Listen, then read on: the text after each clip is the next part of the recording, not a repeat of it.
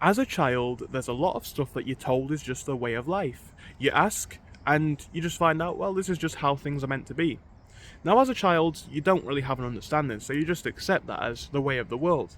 But as a young adult, and as an adult full stop, you get to a point where you're realizing just accepting the way of things and not even questioning them at all seems to lead to an attitude of, well, basically hatred towards life. You see a lot of people walking around, they're miserable, they're confused, and they don't know what's going on. You know, they're trapped in long payments of mortgages and car finance, and there's no way for them to get out.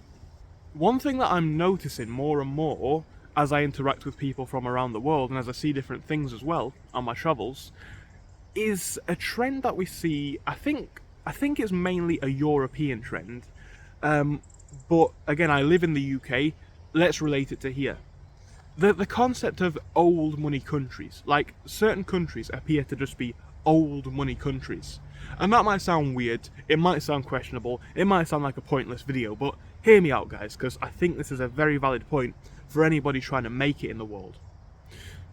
Now, I want to start off by acknowledging where this thought came from. So, obviously, you guys will know I'm somebody who lives in the UK, born in the UK, right? Started off from a relatively humble, if not actually below average background. In fact, no, it was below average, pay-wise, income-wise. Long story, obviously. But now I'm starting to get to a point of understanding. You know, I've had a part-time job, not necessarily the biggest fan of it, and I'm realizing, okay, that's one thing. If I do not get on my game of, you know, pumping out these YouTube videos, making eBay listings, etc., building other businesses, then that's my future. So you start to build a business, you start to build an income, and obviously as time goes on, you start to get taxed more and more. You start to see a vibe in the culture amongst the people that you speak to, and what seems to stagger me a lot is even amongst the young people my age, the people who seemingly have or should have an open mind, a level of dismissiveness. Yeah, I think that's the right term, dismissiveness. So obviously I run my own businesses. I make no secret of telling everyone that. I'm not one of these in-your-face sort of guys. Honestly, I think if you saw me in the world, I'm basically a quite quiet guy. If you start talking to me, we'll have a good chat and we can get into... I can talk to anybody, but I don't go about talking to everybody often. When I start up a conversation with somebody new, whether it's someone at work or university or out in the world even, because it can happen, right? A lot of the time I'm astonished by what I hear. I start telling them about my business and my businesses, telling them about all of the stuff that I'm doing, telling them about the results that I'm having in the world, the savings that I've been able to put away, the car that I drive, which is, to me at least, quite impressive. The amount of people who are literally dismissive. And you know what's funny? They're the same people who say how they hate the job, how that much, they hate the path that they're on, they hate the system, and they are not willing to do anything at all to break out of it. And I think this is from a cultural standpoint in the UK, right? Because think about the history of the UK. It's one of traditional affluence. Obviously, the British Empire was a thing. And that's historically where a lot of Britain's power and influence comes from. And what came with that is what I think always comes with capitalism. You know, the people who try hardest, or at least have access to the abilities to education and other important and useful resources, did the best, right? And obviously what that's led to is some people did well for themselves, and obviously that wealth has been passed down for generations and generations. You know, you only need to go back 100-200 years where Britain was a much more two-tier society. I know in some ways that social mobility appears to be disappearing, but you know, look at the Victorian days, for example. There was absolutely haves and have-nots. Now, again, social mobility is a thing, but it seems to be that is a factor in society that's coming in. It's an old money country where people are literally disincentivized from getting past a certain level. You know, you can have a nice 9 to 5 and a nice car, but you're not going to get a Rolls Royce, mate. It's not happening. You know, you're not going to have a 10-figure business, a 6-figure business, 8-figure business. It's not happening. Because that's the mindset of a lot of people here. And I think it does go back to the fact that, number one, that's where a lot of people's heads are at. They don't think it's possible for themselves, and they live in a system where they're told that it's not.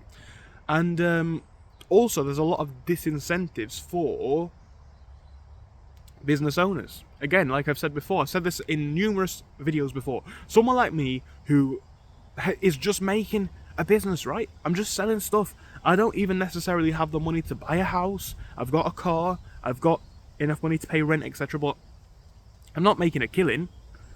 I'm supposed to get taxed at 20% of revenue.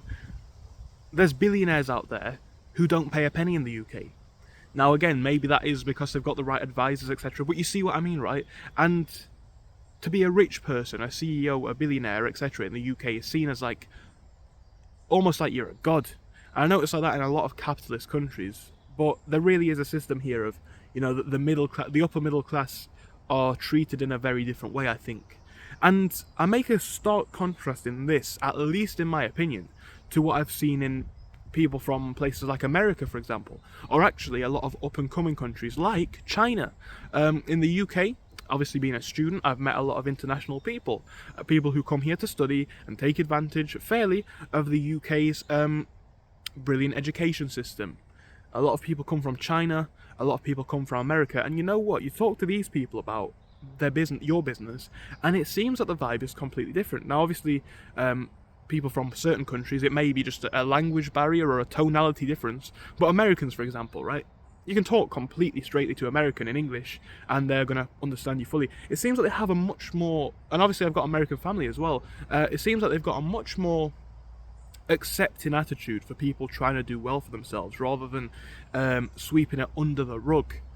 And when you are kind of in a market where you're told to be one of two types, one of three types, but one of the three types is completely inaccessible. Type 1 is the absolute upper echelon of society, right? We're talking the kings, we're talking the lords, etc. Obviously, it could be possible to get there in a lifetime, but generally it's not happening for most people. But then even that upper middle class category, right?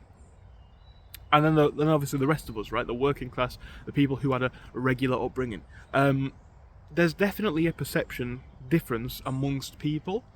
And I think that is because of the fact it's like an old money society. People who have the education, have traditional wealth and easily tangible or visible status symbols are treated in a different way to those who don't, right?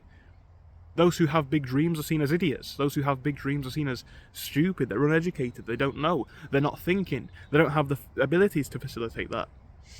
And again, like I say, the direct contrast with a lot of people from other countries, other parts of the world where the cultures are naturally going to be very different. It's like, yeah, you go, man. You build a business. You can do it. Now, not everyone in the UK is like this, I must say. A lot of people aren't, but a lot of people actually are. And again, back on the old money point, there's a lot of different ways that people are perceived, and a lot of different factors that can change that. You know what is a big one in the UK, specifically I think, is the accent that people have. The accent that people speak in is definitely a big way as to how people are perceived. For me, I think it's, I don't know who's watching from where in the world. I think it's blatantly apparent that I have got an accent. I don't speak in the Queen's English, and I don't want to, right? I think that is blatantly apparent. Maybe that's a video of its own topic. But, if you watch my videos and you're English, you're British, you're Scottish, whatever, you will know that I have an accent, a regional accent in the UK. Now, comparatively to what people around my area sound like, my accent is actually really mild. And when I go to other parts of the country, people notice this. Americans or whatever, they might hear an accent like mine or someone else's. They don't understand it because the cultural context is very different. But you go down to like London or Birmingham or whatever, and people say, well, you definitely got a northern accent, but a posh one is what I heard the other week. Obviously, compared to people around here, that if I was to do an impression, a lot of people probably wouldn't understand it. And this is the point, right? That's another measure of, or it seems to be another measure of how people are perceived. Because if you have a posh accent, people do treat you differently. When in actuality, some of the poshest sounding people I've met have been some of the stupidest.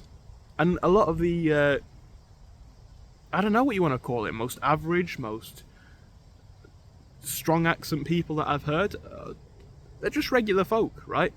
But even that is a measure of judgment here. Because it's assumed that if you've got a posh accent and you talk like the Queen or the King or whatever, then you have got a good education and you come from a background of traditional money because your family and your parents brought you up in a way to speak proper, and that means this about you and that. It's just another example, right? What's my point here? Well, my point is not one to complain, it's simply to acknowledge a difference in societies. Maybe you'll watch and think that I'm completely wrong. Maybe you'll watch and think that I'm completely right. I don't know. You will tell me in the comment section what you think, it will become apparent and obvious. But anyway, what I'm trying to say here is this.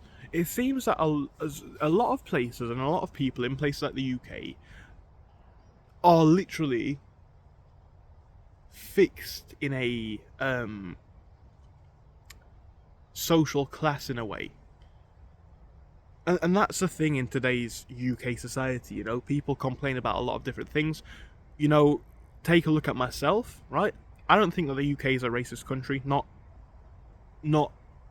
like institutionally or anything like that. There are obviously going to be some bad eggs everywhere. I don't think the UK is a sexist country generally, but obviously I've not lived life as a woman, so maybe I'm wrong. But look, obviously I am not white. I am not, you know, white British. Fair enough. I don't think I've really been treated any different. But I think one thing that has not changed in society for the last, you know, God knows how long, is people's attitude towards social classes and old money. And you know, when you're in an environment like that, for me it's obviously fine, I don't care. And actually, if you can not necessarily accept your place, but realise that it's a pompous and meaningless thing, and realistically you can go anywhere, if you can accept that as a fact, you can enjoy a lot of